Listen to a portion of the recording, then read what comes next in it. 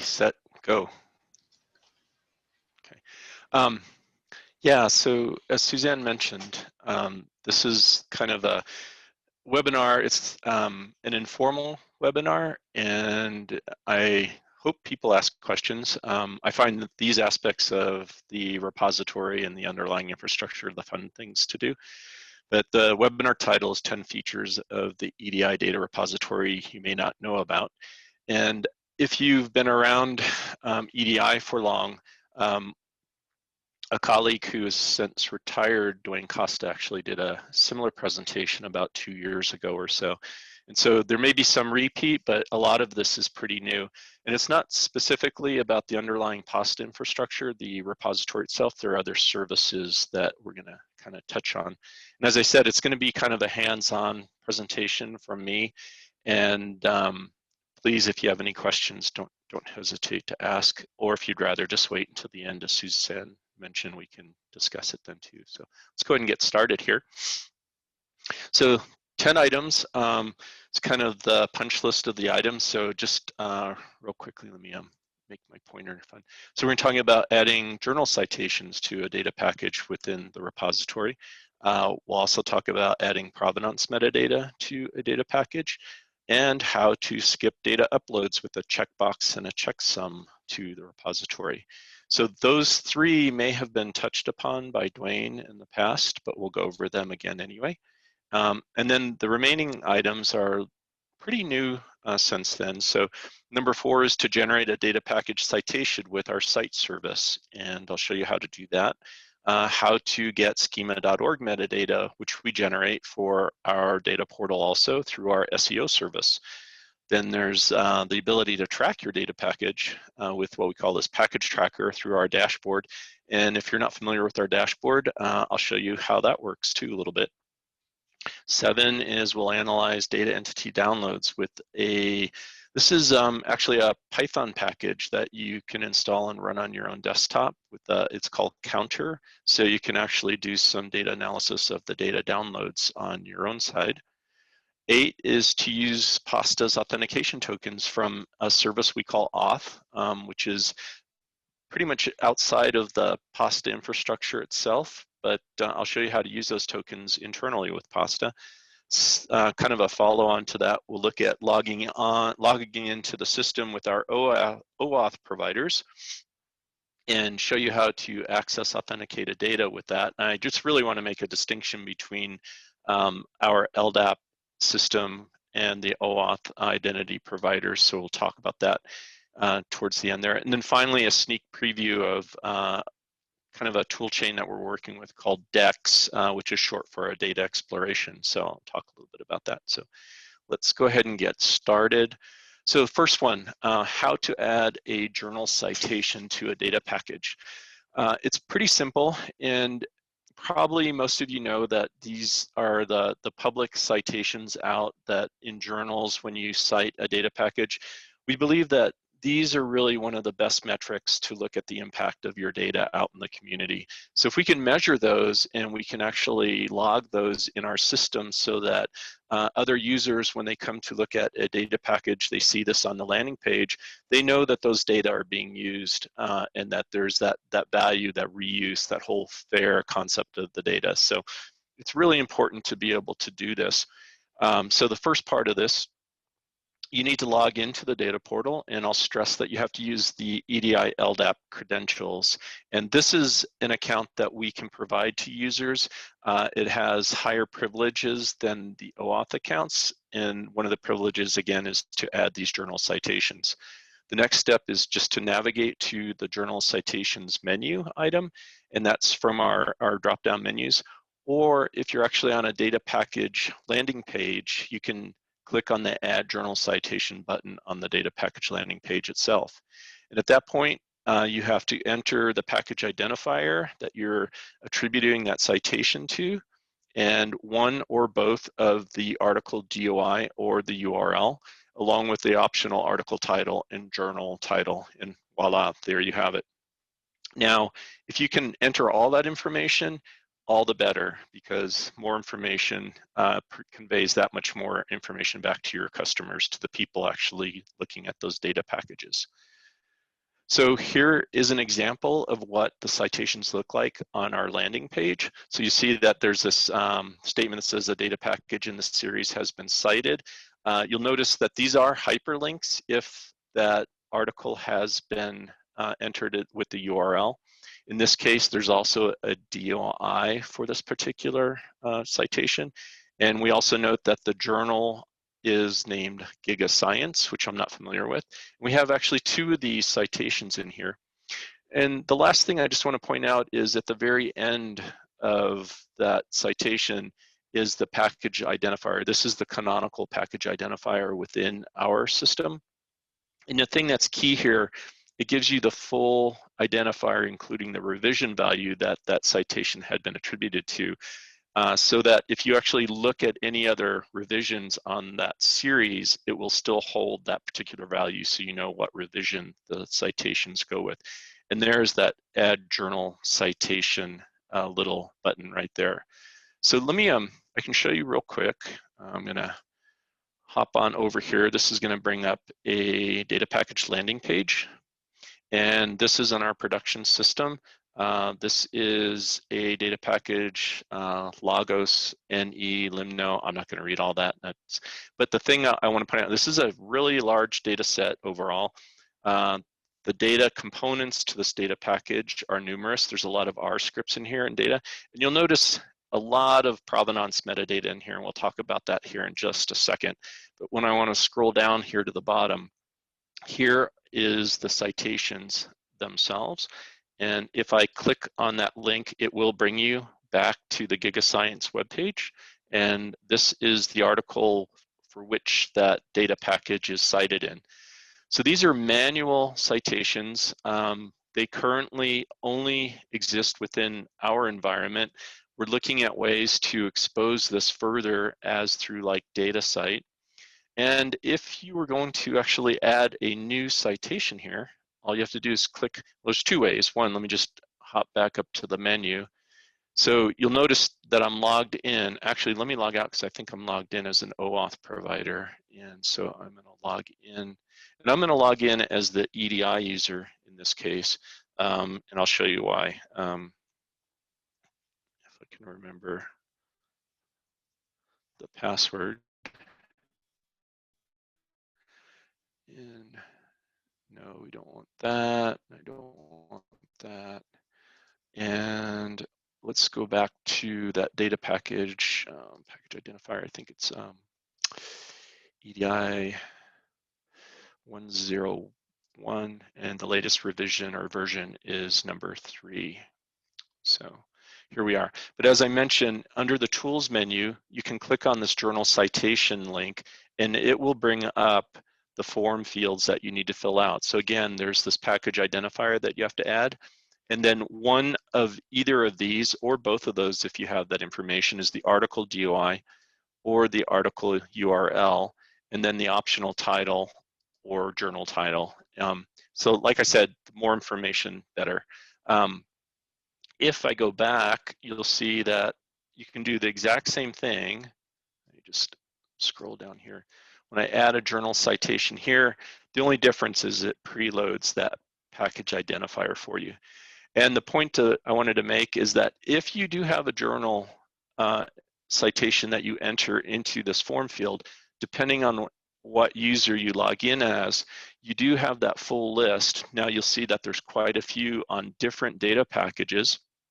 And the one thing I do want to point out is you do not have to be the owner of this data package to add a journal citation. So if you come across a citation as you're reviewing literature and you say, hey, I know that data packet, it's in PASTA or in the EDI data repository, you can actually, if you have that LDAP credential, you can log in and add that citation. And that's great then, because now we're building this information, corpus of information about these citations. The key factor that I wanted to show here is it also gives you the ability to, if, for example, you add a citation and it turns out to be incorrect or the URL goes dark for whatever reason, you can select the index number of that citation as it's shown here and delete that. I'm not going to do that now, but it gives you some control over how those are viewed within the data portal itself. So, and let's see, let's go back up here. So that's what it looks like on there. So we did this all through the data portal. I also want to show you, you can also use an application like a desktop application if you're familiar with command line interfaces, something like curl. In this case, I'm using an application called HTTP-PY. And you do a post. So this is the HTTP method that we would use. You're posting to this URL. You have to be explicit and let the service, the web service, know that it's application type XML. And then you have to authenticate using your credentials. Again, these are the LDAP credentials. And all I'm doing here is redirecting the output of this file called citation.xml into this post value. So this is just the payload, is creating the payload. And when you send that to the repository, you'll get a 201 created response, which is a good response. That's what you should see. That's a happy response. And I'll just want to point out here below, this is this authentication token. I'll talk about this towards the end of the presentation though, but just kind of keep that one in mind. So anyway, the citation.xml file has this type of content. It is XML. And here you see the EDI 101.3 package identifier, the article GUI, the article title, the article URL, and then the journal title itself. And that's all there is really to it in terms of creating these journal citations. So it's a real simple process, but very helpful in terms of the information content that's available to the consumers of these data packages. One last thing I just wanted to show you, which, yeah, this bonus feature. So on the bottom of our data package landing pages, this is basically the metadata summary pages. You may have seen these things called DataCite. These are badges. And what this is a service from DataCite, which basically alerts us to any article or journal citations that DataCite recognizes. Now, these may not necessarily be the same ones that we have within our context, but DataCite has a different process of finding these citations. And these are all on the bottom of the landing pages. And if there are any citations that DataCite has, this is a hyperlink that will go back to DataCite.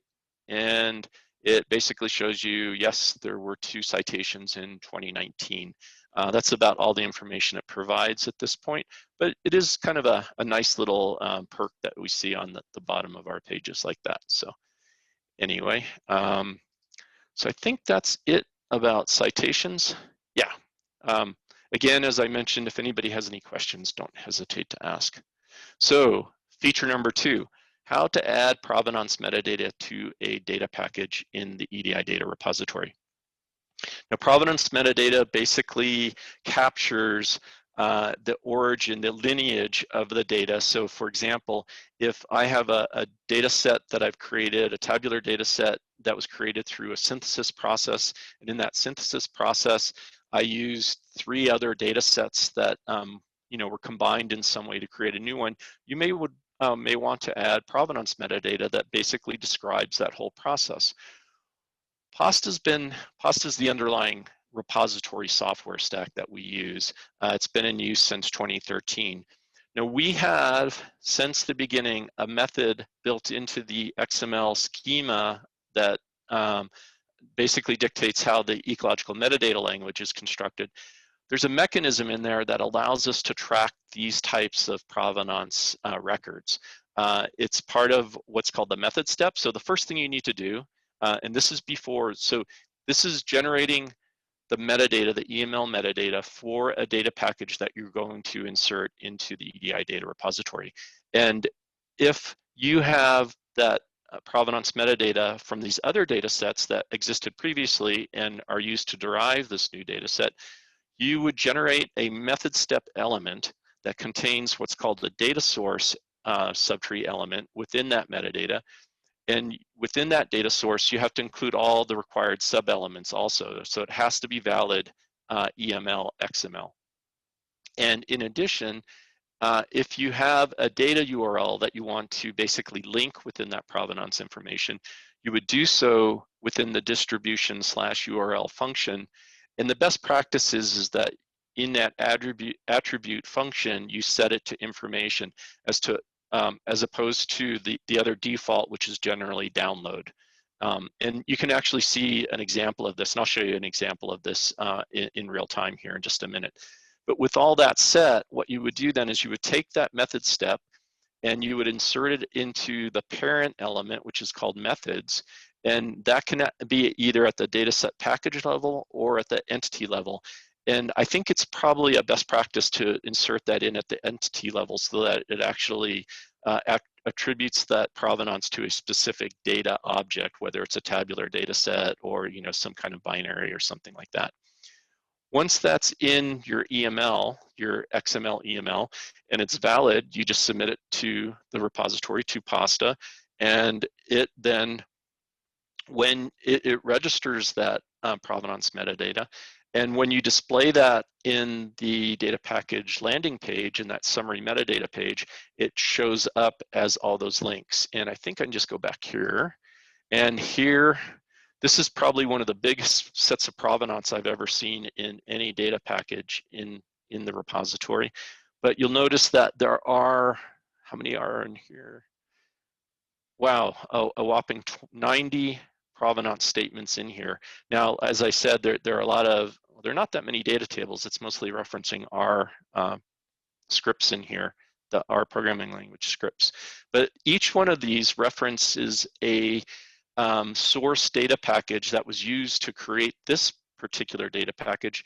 And in this particular case, for example, this data package is internal to the EDI data repository. So we were just looking at EDI 101.3, and here we're looking at KMB LTR NTL 277.2. And you'll actually see here in the provenance metadata that this package was the source of these other data packages. So this is the forward pointing link of provenance. And if I go back, these are the backward pointing links. Now, the thing I want to point out here is when we did this originally in the underlying software, it was constrained only to source data packages that were in PASTA. And since then, we've changed that, we've relaxed that considerably. So now you can actually enter provenance metadata for data sets that are outside of our local repository environment. And in fact, you can actually put in just a textual-based information within that method step element and not even have a direct link back to a particular data set. The more information, the better, obviously, but any information is better than no information in this case. So this is an example of how you would incorporate the provenance metadata into the EDI data repository, the data packages themselves. So let me see. Yep. So here's a view of the XML itself within the method section. So there's the method step subtree, and then the data source subtree right there. And then obviously, if you're familiar with looking at like these diagrams from Oxygen or XML Spy or something like that, these are the required elements. So like description is a required element. Data source is not, but only if this data source element is here will we recognize it as provenance metadata. Okay, on to number 3, how to skip data uploads with a checkbox and a checksum. Well, this is kind of how would I explain this? So basically what it does is,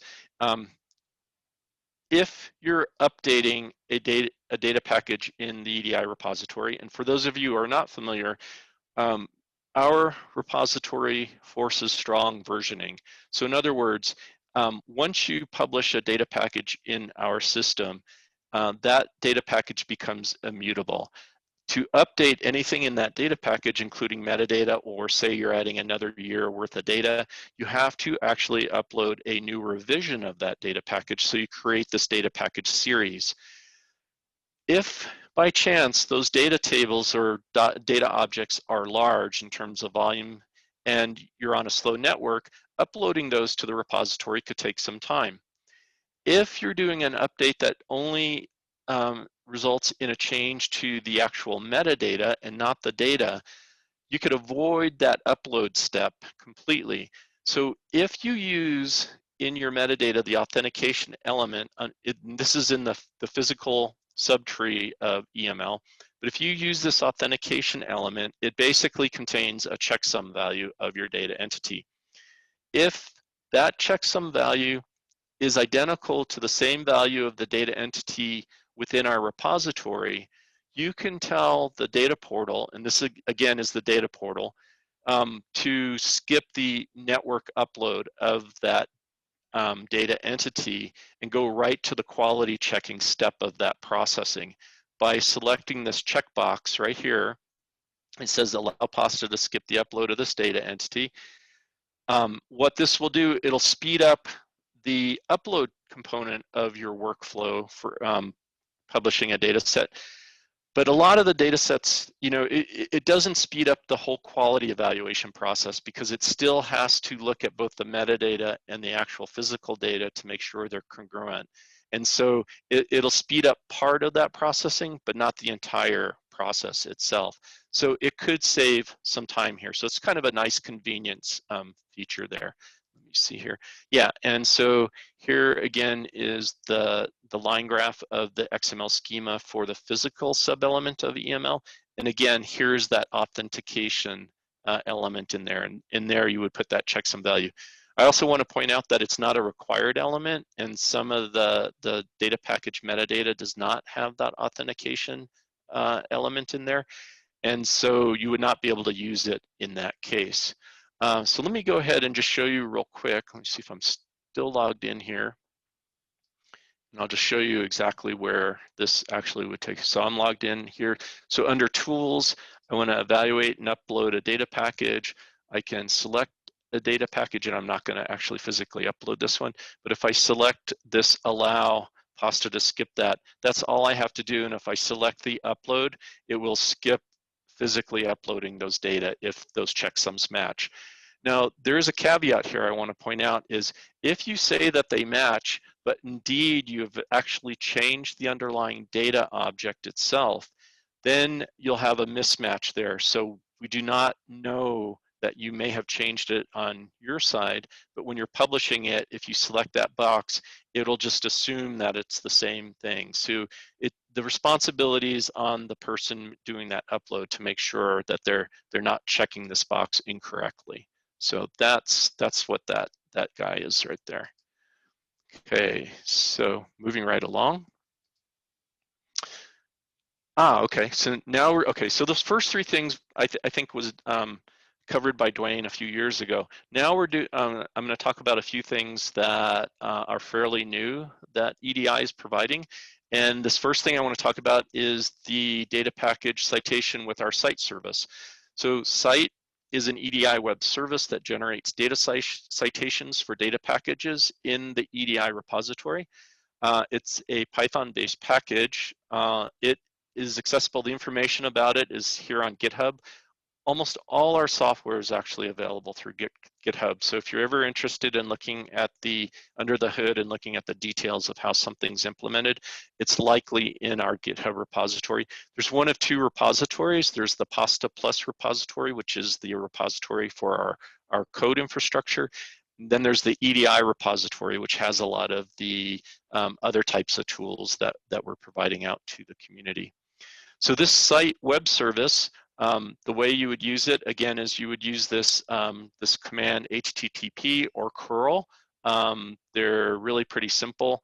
In this case, I'm saying explicitly I want to use a get verb with this command, and I just send a URL to the Cite web service with the EDI.460.1. This is the example of the package identifier.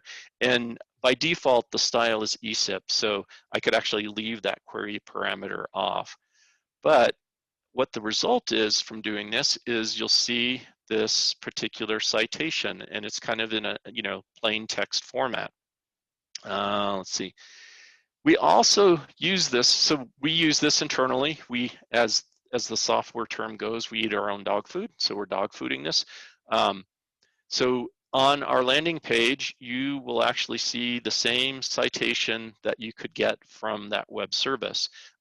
So if I go back up here, and I think that was 460 as an example. Let me just come here, EDI 460.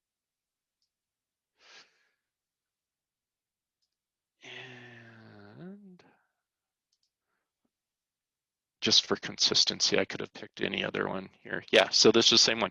So here you see it. So this citation right here, and then there's this ability to copy it to your clipboard. This citation right here is being generated by the site web service. And just to demonstrate, that's the next one. Let me go back here. I'll do this in real time. So let me just, so using again that HTTP PI get, and I'm gonna do HTTPS site.edirepository.org site, and let me make sure I get that right. Yep. So I'm not even gonna EDI 460.1. I'm not even going to put that ESIP style in there. And you'll see here that the response back, we get a 200, which is a happy response. But right here is the text that we're seeing in that particular citation. And the nice thing is you can actually use this across all of our environments, including our staging environment and our development environment. I would just ask you to go to the GitHub and look at the README page. It'll show you exactly how to do that. But let me just show you a couple of other nice things here. So if you wanted to get this style, say, in a BibTeX format, you just add, if I could spell style correctly, you'd add BibTeX as the style type, and you'll see that there is your BibTeX output there. So if you want to incorporate this site service, say, into your local data catalog or something like that, you're more than welcome to do that. You can also, see if I remember, I think it's raw. If you really wanted just the data in JSON format, there is the JSON format of all the information that goes into one of these citations. So it makes it kind of convenient if you want to do this. And anyway, so this is a service that we support at EDI, and it's out there for you to take advantage of. So next one, number 5, let me go in here, schema.org metadata. So if you're familiar with schema.org, or there's this phrase called SEO, search engine optimization. So we have this service called SEO, which is another web service, and it generates schema.org metadata for our data packages in the data repository. This is only generating them for those in the production environment. But what this does is it generates that schema.org metadata, it embeds it into the HTML page of the data package landing page of the metadata summary page, and those pages then are indexed by other consumers. One of them is Google, so if you look at the data set search in Google, Google uses that to index our site, so it knows specifically that this is a particular type of data package. And I think ESIP or EarthCube is also doing the same process. So you can actually do this, and let me just show you real quick. If here we are, we're on a landing page here. This is the data package summary page. If we were to look at the raw code, the HTML code, and you scroll down, you'll see right here where the script begins, it's the application, it's LD JSON, JSON LD type, format type. This is the schema.org metadata that is embedded in that particular landing page. So this information, if you have a use for it, is also available for you if you want to actually grab it right directly from the web service itself. So in this case, again, I'm using HTTP PI, and let's just clear that screen. I'm going to use HTTP PI, get HTTPS SEO EDI repository.org/SEO. And in this case, I want the schema.org metadata. So I put in schema and then the data set. Schema/data set. And then the query parameter here at the end of that URL is the identifier. So I have to just say PID equal. And again, if you look at the GitHub page on this, it would be a little bit more explicit there. And I think that's all I need on that case. I'll ignore that raw equal true, and I'll just show you what that difference is real quick. But if we do that, there is the schema.org metadata for that particular data package. This is the content that is embedded in our data portal landing pages for each data package. Now, I just want to point out that this view of it, you get these script tags in there. So you could actually directly embed this into your own HTML page if you wanted to. But if you wanted, the only thing I was just going to say earlier is, let's just go back here. If, move up a little bit. If you wanted just the raw JSON, all you have to do is add, I think that raw equals true query parameter there. And then you don't, did I do something wrong? I must have done something incorrect here. I think it's equal true. And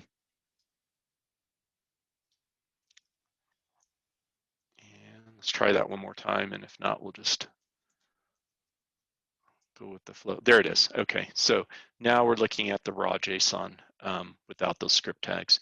So again, this is just a feature that EDI provides. If you can take advantage of it in any way, by all means, go for it. Okay, here's another one that's kind of fun. So this is tracking your data package in our dashboard, and this is our package tracker service there. So you just go to the EDI dashboard webpage, and I think I have that up. And all you do is you go to this package tracker, it's in the menu, and I'll show you how to use that. You enter the package identifier of the data package you would like to track, and what it returns basically is the following information. The publication date of the data package, if it was published or not in the EDI data repository, the download counts for each one of the resources of that data package, and then the status of synchronization with the Data One project. And this is both the member node that we support, and we support two of them, both an LTER and EDI member node. So it tells you the status of that data package within that GMN. And then finally, it tells you the status within the Data One's coordinating node. So let me just show you that real quick, and let's see if I can get to it. Yeah, there it is. So this is our dashboard. It basically gives you the state of health of all our systems, and it's always good to see green OKs there. So you can just take at a glance, you can make sure everything's good. But what we want to do is come to this reports page, go to package tracker, and here I'll just do this one here. So this takes a little time because you have to realize what's happening here is it's hitting our system, our repository. It has to look in the database to get this information. The thing that takes a little time is to look at and trying to analyze the downloads. Let me just start it so I'm not talking. It's actually doing some work right now. And then what it does is it has to go to our audit database to look at the downloads of each of the data packages, or the data, the elements of that. And then it has to connect to Data One's services to see what the status is within the Data One realm. So it takes a little time to do that. And it takes more time depending on how many of these resources there are within that data package. So here we see this particular data package. There is the title of that data package. This is the identifier. This is the canonical identifier for this data package. This is the public identifier, the DOI for that data package. We have the timestamp of when it was published within our repository. And then we have information about the individual resources. So this is the actual data, and there's a short plot here, and you can actually see that for some reason there was a lot of downloads. It's probably because I've been testing something with this particular data package. I always use NIN, this North Inlet version 1 data package all the time. But you can see that you can look at the information there on the downloads. And then finally, looking at the Data One status, you can see that it was actually synchronized with the generic member node back in 2015. And similarly, on the coordinating node in 2015, it looks like there was a time delta of about 2 weeks between those synchronizations. And then it is indexed in Data One's metadata Solr index system. So it just gives you a little information about these data packages. So if you're interested in a particular data package and you're not finding it in the system, you can do a search on it here and see the status of it from this dashboard page. So anyway, again, good check, state of health, everything looks good. Let's move on. Okay. And here's just a screen capture there of yet another data package, but we'll move on from here. How are we doing on time? Okay, so next one, analyze data entity downloads with Counter. So Counter is a pure Python package that generates data entity download counts for the entities over a given time period. I'm just going to go through it quickly, but there's a lot of weeds that we could get into in how this works. But it's a Python package that you can, right now, you can grab it off of our GitHub page. You can install it locally if you're familiar with Python, and then you could run this locally. So it provides some handy information. It returns a SQLite database of the download counts, as well as an option to return CSV files. And if you look at that GitHub, there's a lot of information right there. But if you look at the data tables, there's 2 data tables that it returns, basically. One is at the package level, so it's a summary of all the data entities within a data package. So this bottom table that I'm looking at here are the actual entities, and I couldn't expand this enough to show all the details here, but it has the data package canonical identifier, the package that it belongs to, what date it was created within our system, how many downloads have been there for that particular entity, and then the object name. In this case, it's size fractionated chlorophyll. And if I look at this, so this is the CCE LTR site identifier 119.5. If I come up here, this is the summary of all those packages. So there it is right there at the top row. That's the DOI for that data package. That's the title of that data package itself. But then the summary of all the downloads of just the data entities show up in this field here. Now, so all of this can be done directly from the command line, and I'll show you that. So let me just come here, get counter, source, and counter. And the only reason I'm here is I want to remove this KNB LTR North Inlet. This is the SQLite data database table, and go ahead and get rid of that KNB LTR North Inlet packages. Well, let me just do it this way: star.csv. And so yes, yes, and yes. Okay, so now, if I want to actually look at a particular period in time, I'm just going to actually, let me just look in the spirit of brevity here. Let's just grab counter. And I was just doing this earlier. And so instead of having to remember how to do all this, but let me just go ahead and grab this time frame here. So I'm going to copy that, clear. I'm going to paste that, but let me just change one output here. So what I'm going to do, let me just walk through this. Let me unpack this a little bit, and let me make sure I get the right command in there. So let me unpack this. So this is the command counter. This is the scope value I'm looking for. So that you kind of have to be familiar with our package identifier schemes to know what I'm talking about here. But as I was showing, like EDI, this is this particular KNB LTR North Inlet scope value.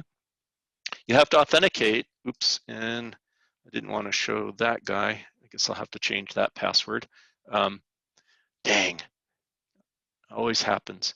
So you have to authenticate with your credentials, and this is the LDAP credentials again. You give it a start time and an end time, And so it's going to look and do a count for that period of time. So it's from in this case, it's the year of 2019. So if I wanted to measure all the downloads of all the data packages within the KNB LTR North Inlet scope within that time frame, this is how you do it. The -V just says, be a little verbose here, otherwise it doesn't show any output. This -C says to return the CSV files also. And this is the only thing I wanted to point out. There are two ways this connection actually works. One way is through the pure Pasta web services. The other way is it uses the database. The database is much faster, probably an order of magnitude or maybe 2 or 3 depending on the data set or the scope value. I use it because I have privileges to use this thing. Most people do not have this, so it's going to be a little bit slower for most people. But again, just to be quick here, I just wanted to do this. And you'll see that it's running in the background. It's obtaining the title, the DOIs, and data. So it's actually hitting our repository, getting all this information. And it's done. So a total of 15 seconds to complete that. And let me just show you real quick. I'm just going to bring up a SQLite viewer. And here we have, let's just browse the data. So this is the entities table. So if I expand this a little bit, you can see that these are the names of those data files. There are 11 data packages. I think, no, it's only showing 9 of these right now. 10, my fault, 10. So anyway, and you'll see the count values here. And the winner here is this particular data set. And again, it's because I use it as a test data package all the time. And if we look at the summary pages, again, this is that KNB NIN.1.1. So again, helpful tool for sites, for groups that are publishing data through EDI if you need to track downloads over a particular period of time. Okay, so let's move on. Make a mental note to change that password. Let's see, analyze that, and then we're done with there. Okay, second, number 8, using Pasta authentication tokens from our Auth service. So if you're familiar with Pasta, you have to authenticate to do anything within Pasta other than reading public data. But if you're going to put published data into Pasta, if you're going to make any modifications to anything internal that is recorded, it changes the state in Pasta, you have to be authenticated. We have 2 types of authentication that we support. One is through our LDAP system. The other one is through OAuth, which basically supports those identity processes like with Google, GitHub, and Orchid. So we support both of those, but only the LDAP-based authentication provides a level of privilege that allows you to publish data into our repository. And I'm going to show you actually how to use this authentication token to actually, access Pasta itself. So Auth is an EDI service that performs both the LDAP and OAuth-based authentication. You would authenticate with Auth using your LDAP credentials.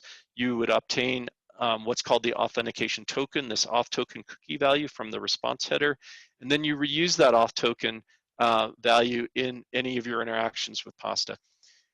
By doing so, you have 2 benefits. One is you can always continue to use your credentials and your password to authenticate. You could do that continuously. However, that puts that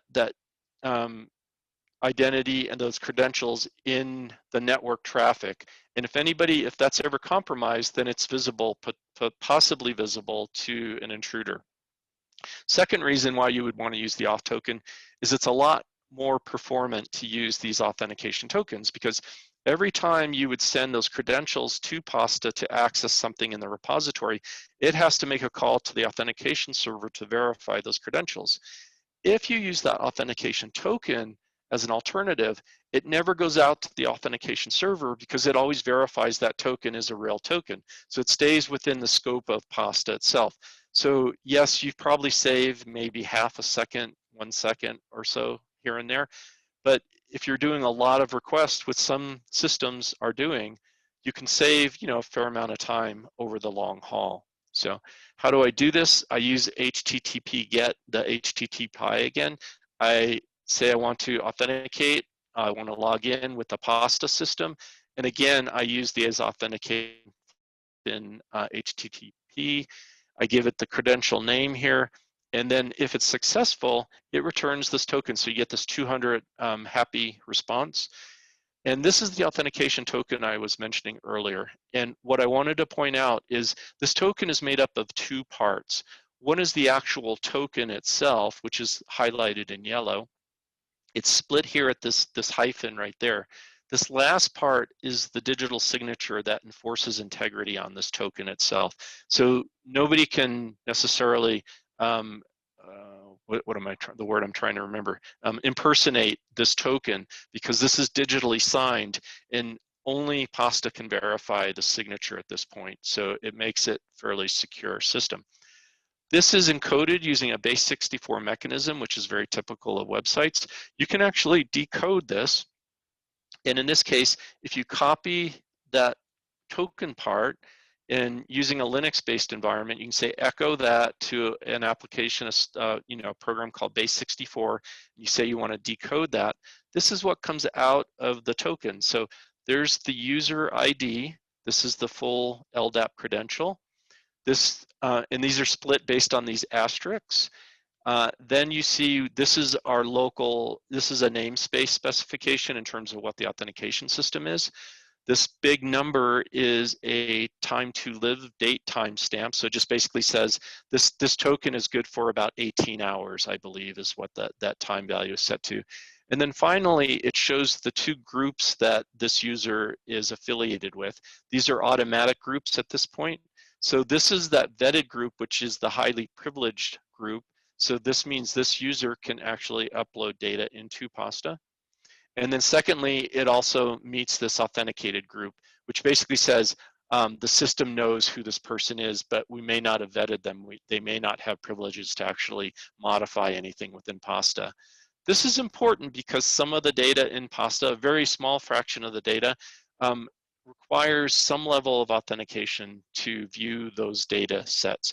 And if we look at this particular data set, and nothing wrong with doing this, we advocate for completely anonymous public data, but if you wanted to track the use of your data packages, you can force this to be non-responsive to an anonymous user. So in this case, if I were to use the same HTTP command and try to download this particular data set, this is a data table, I'm going to get an unauthorized response. So that's an unhappy response here. And in the response body, it tells you this user public does not have permission to read this data entity. However, if I provide this authentication token that we just looked at, and I can actually add this to the request using this cookie. So these tokens are part of a cookie structure, a data structure. I say, what I'm telling Pasta is that look in this cookie. This is the name of the cookie. It's a key value pair. Here is the token itself. Use this token to authenticate this user. And you see then the response is the happy response now, and you see that you actually get the data coming down from Pasta here. So let me look at the time. I'm not going to demonstrate that. I could demonstrate this using a command line interface using that command again, but I think this kind of drives home that point right there.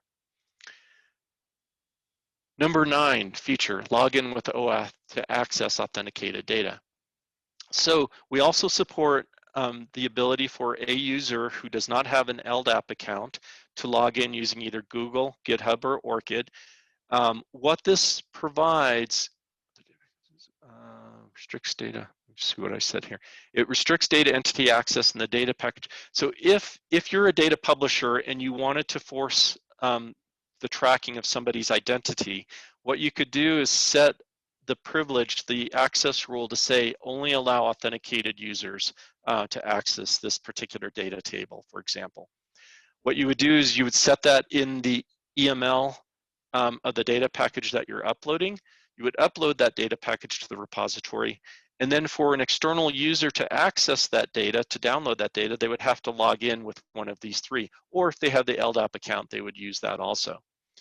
So this is an example of the access control rule. You'll see here the allow element, the principal or that user, in this case, it's the group authenticated, and they have this read privilege. So using either the LDAP account that you can use from EDI, or one of these three providers, you would be able to access and read this particular data package. Last but not least, I wanted to just touch upon a sneak preview of a tool that we're developing. We call it DEX for data exploration. What this is it's a data explorer in essence. So it provides insight to any tabular data within the system. It would be linked to any of the tabular data entities that show up. Like right now, I can demonstrate this briefly on our development environment, and it would be accessible to anything that's considered a tabular data entity. And you could actually access it through static links also, but it's not available to any tabular data outside of the EDI repository. We've played around with opening it up a little bit, but I think it's best just to leave it somewhat constrained right now. So what does it do? As an example, this is the data portal landing page. The reason why it says this data package stuff is this is our development environment. But in this particular data entity, this is a CSV table, you would see this Data Explorer experimental link here. You would click that link, and you would have the option to basically view the data in greater detail. It provides you the name of that table, the canonical URL to that table, the structure, the size of that table, the attributes. It's going to provide a lot more than what I'm showing you here. You'll be able to subset that data table based on a number of different attributes of that table. And then you'll be able to do simple plotting of that table, XY plots. You could do like time series based plots of that particular table. And let's see, that's, I think, the last slide. And I can show you, let me see if I have it. Yeah, so I can show you that quickly. This is our development environment. There's that test data package stuff there. Now, if I go to this Data Explorer, here is, let me just make this a little bigger so you can see it. There's the file name, the URL, the dimensions, etc. A little preview of the head part of this, and then just some of the summary statistics of any of the non-categorical data itself. Now, as I mentioned, this was just a real quick prototype we did early on. This is changing, and I hope to have this probably in our development environment sandbox to play with probably in the next couple of weeks. And then what we're looking at is probably getting it out to our production environment early next year. But we can do a subset. So if I wanted, say, just the date and the water temperature, for example, and I wanted rows 100 to the end, I would submit that. Here we have that data, and then I can download this data. I'm not going to do that. And then if I wanted to do a simple XY plot, so date is an attribute. This is a column within this table. I explicitly say that this is a date value, and say I wanted to look at the water temperature. I can plot that. And here you have an interactive plot. I can zoom in on a particular aspect of this plot. So this is just kind of in a nutshell, kind of a sneak preview of our DEX Data Explorer. Okay, so I'm going to stop the screen share, and it looks like we have about 5 minutes for any questions.